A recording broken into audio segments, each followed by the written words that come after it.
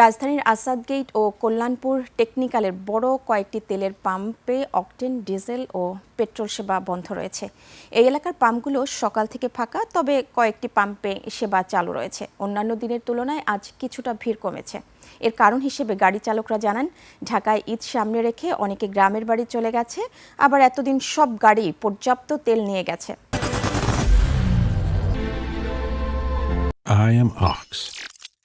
বন্ধ তেল পাম্প কর্তৃপক্ষ জানায়, তাদের কাছে এখন পর্যন্ত পর্যাপ্ত তেল নেই। দুপুরের পর আবার অকটেন ও ডিজেল সেবা চালু হতে পারে বলে ধারণা করছেন তারা। এদিকে আগের তুলনায় মোটরসাইকেলকে বেশি করে দেয়া হচ্ছে অকটেন। এখনও ঢাকার অনেক পাম্পে অকটেন, ডিজেল ও পেট্রোল সেবা পুরোপুরি সচল হয়নি।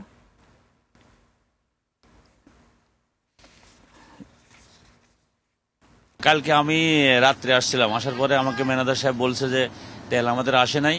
ওই লরিটা আমাদের যেখানে তেল আনতে যাই সে জায়গাতে ওখানেও সিরিয়াল আছে, যার কারণে ওরা ওখানে তেল পাচ্ছে না, বিদায় আমরা এসে এখানে তেল পাচ্ছি না। ঈদের মধ্যে আমাদের একটা সিজন থাকে, এই সিজনে আমরা তো চলতে পারতেছি না। যে পাম্পে যায় ওই পাম্পে সিরিয়াল, আর আমরা তেল চাইতে গেলে বলে যে তেল নাই, ট্যাঙ্কিতে হাওয়া ধরে যাবে।